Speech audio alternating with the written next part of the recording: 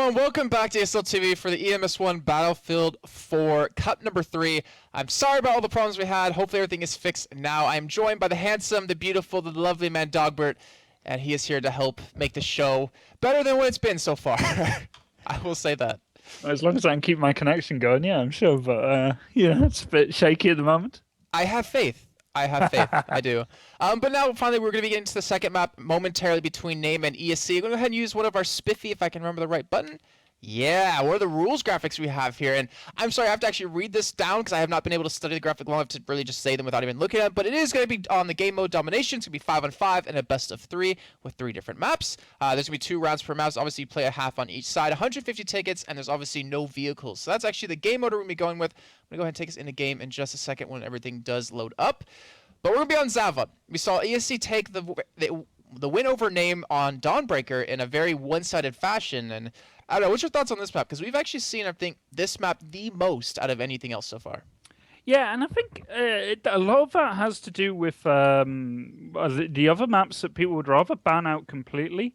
And Safford's kind of just sitting pretty, and a lot of teams end up just having to play it by default. But a few teams are starting to pick it as their home maps, and it works out quite well. It's a very flag-based game. Although some of them are a bit more of a frag-heavy one, but it all seems to come down to B. All right, we're going to have ESC over on the Russian side. We're going to have Name on the US side, and a very quick push out of ESC takes control of A here, but Name trying to not give up control of B. Actually have Marion right there trying to actually get find that one man to stop him. Actually does get the kill onto him eventually, and they will be capping B over for themselves. So a very early push from both teams onto that B. Definitely trying to control that one down. But Kazam, he actually pushed through A straight into C here. Going to be capping that one back over for his team. While we do have Pavik playing that anchor role, which we see quite a bit out of Winghaven in particular, looking over towards A.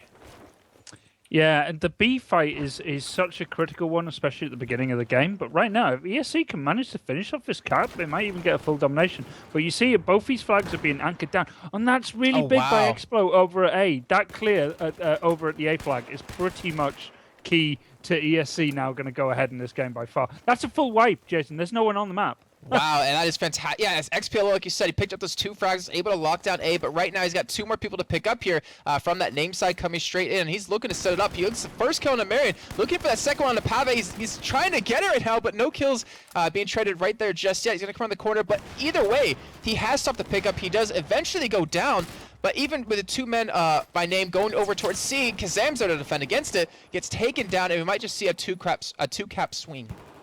Yeah, even if it does swing back over to Name's favor, they still just suffered a full domination cap, which lasted way too long. It's dropped the tickets down to 113 to 143. And in a game like this, full dominations cap like that can really just set the tone for the rest of the game. It's very difficult to come back from. And ESC are all over the flags of importance right now, which is B and C. And ESC also have won the first map too, so if they're able to pull this one out with a strong lead in the first half, they will advance on into the round of 16, I believe it is. No, the round of 16, yes, I was right the first time, yay. But right now we see Name go for a 2-man cap over towards B here. They do pick up the frags, they will be able to lock that one down, they will be able to maintain control of A and B, but what's really interesting for me, and you can probably elaborate on this, is that there's still 3 men over towards A out of Name, and there's 2 over there for ESC.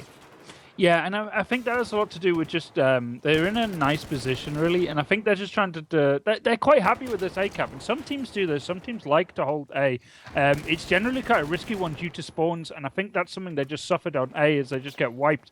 But really, anything for ESC at this point is just to keep Name busy while they consolidate the C and B hold. And right now, actually, this is a change up in tactics of what we usually see. This C A push is something you don't see very regularly. You usually see the B C and an A kind of roaming player just trying to harass as much as possible. But you see a concerted effort by the ESC guys to put pressure on A regularly and really ignore B.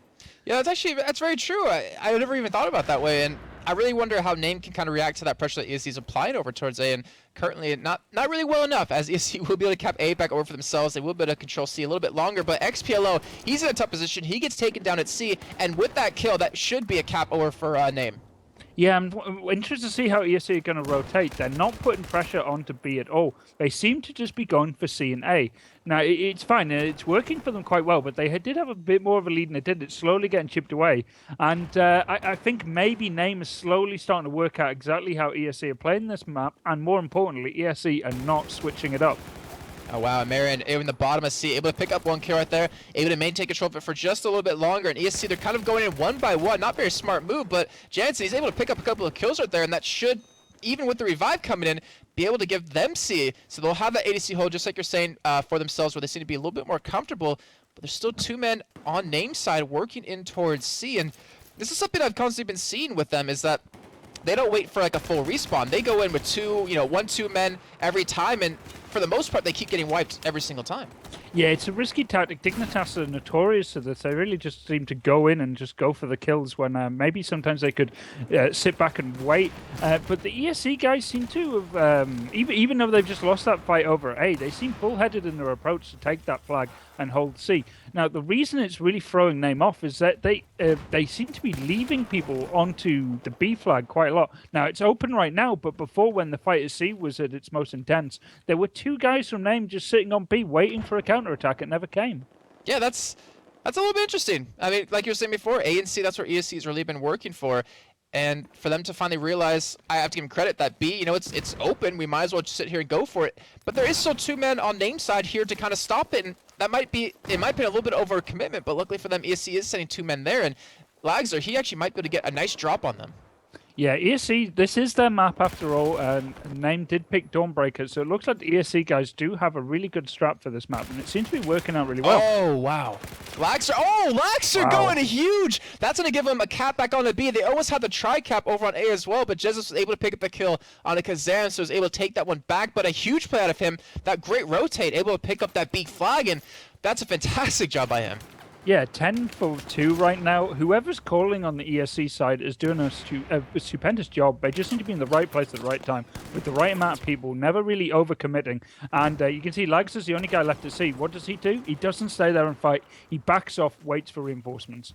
Yeah, very smart play. I think they realized, guys, we have a really big lead. Why not kind of just make sure to run with it here? No point in actually going in 1-2 people like Name's been doing this game. And we see Lags actually goes in. That's a nice kill right there, down to 1 HP. Grenade's going to take him out, but does make his presence known. In the meantime, they're just doing a complete squish onto the C site with men coming from everywhere on ESC side. Yeah, you can see a good effort onto C, and like I said, they've been playing this flag constantly, and right now that pays off. They get that C flag, a very critical one, but more importantly, Doobie managed to pick off one of Name's players heading off to B. So when it looked like that could basically be a springboard for a spawn onto an undefended flag, shut down completely, and now Name are forced to once again reorganize and attack C, and that's a flag notoriously difficult to take when defended. Oh, and Jansen, he's sitting there in the underpass as well, waiting for someone to kind of cross through there. And like you're saying, that kill on the B by Doobie, it was kind of a response by Name to maybe try to take B real quick after getting shut down at C so heavily. But ESC's been doing a great job right now of holding on to the C site. They still have that 2-cap, 84-34 in tickets. And that was a 5-man push. It just got wiped out. Oh, wow. Absolutely shut down by ESC. Absolutely just a brilliant job on their defense here. They really have this home down, and you can see what they're doing now. They're pretty confident that they're going to win this round, and they're sending Kazam out to harass this A flag to make sure that even if a full 5-man push into C went their way, they would still lose A. Oh, Pavik, there's a man right under you. Doesn't think you spot him just yet, but what do you think about ESC and actually not sending one man to A, realizing they got that 5-man wipe? Well, it's an option, and Battlefield in this kind of level is all about alternative options. As soon as you know that you're going to lose a flag, you switch your attack. Everyone who just died in the defense spawns either free roaming and hope to get a nice one, or more importantly, on top of a teammate who's on the attack. And that's why the kill on B before for ESC was so important, because that would have been the jumping off point for at least 2 members of Name. And right now, with this A and C hold, which is the best one to have as they're both mutually supporting, ESC are just running away with this game.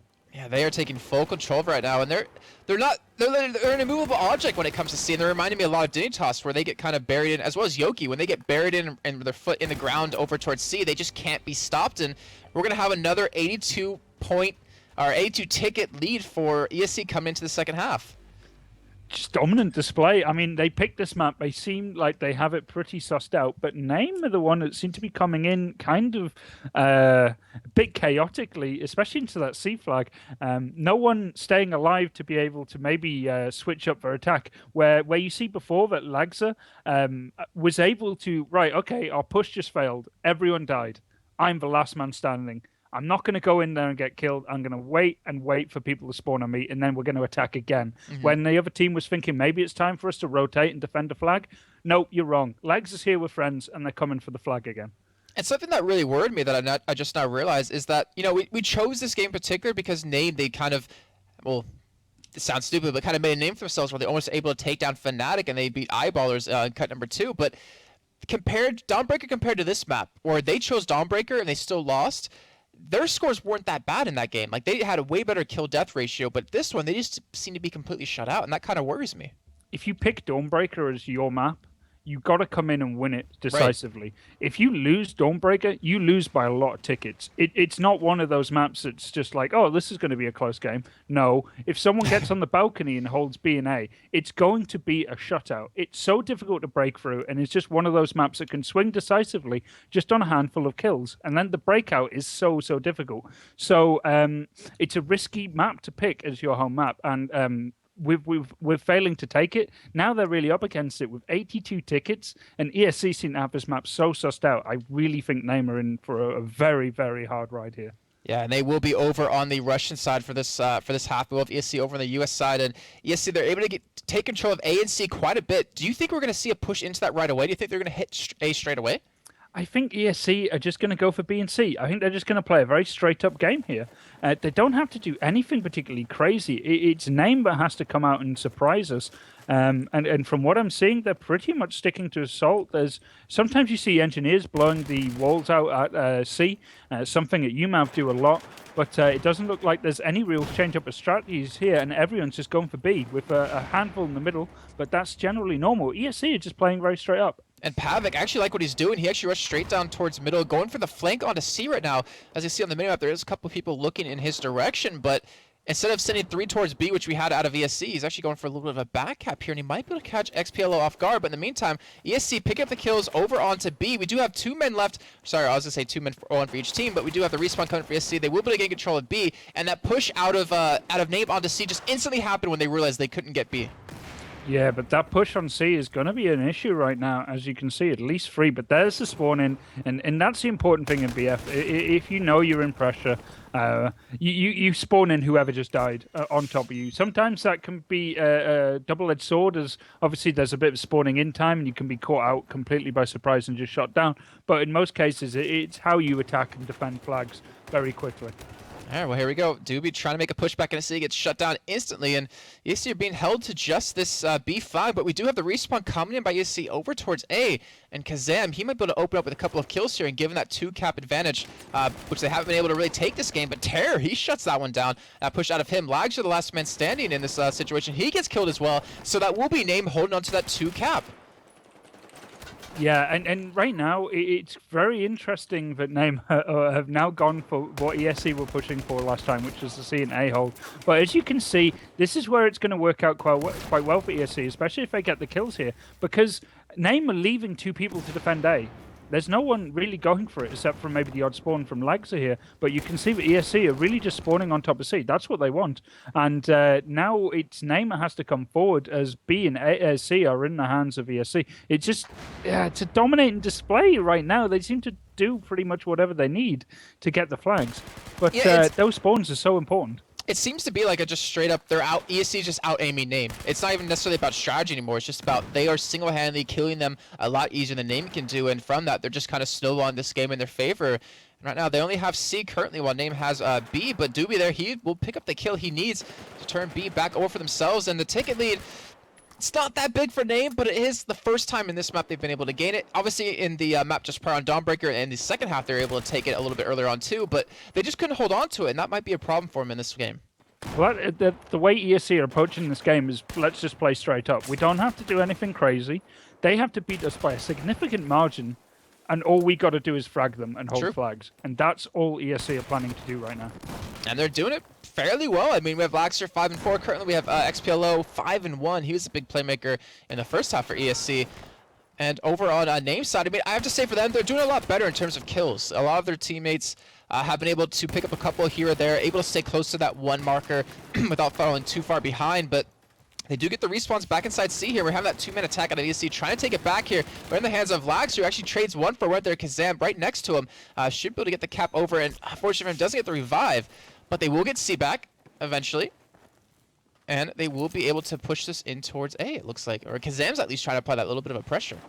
Yeah, but at the same time, Name have dropped a player from the server, and with only 82 tickets as the cutoff point here, you kind of feel that ESC have pretty much got all they need to complete this victory. The B and C hold is exactly the one you want. Like I said before, they're mutually defensible. I mean, they help each other so well. A is so far away and is so subject to random spawns that players can get on top of them. They're very difficult to hold. And right now, ESC is just out fragging, and all they need is a close game. They don't need anything mad, and they're doing it perfectly.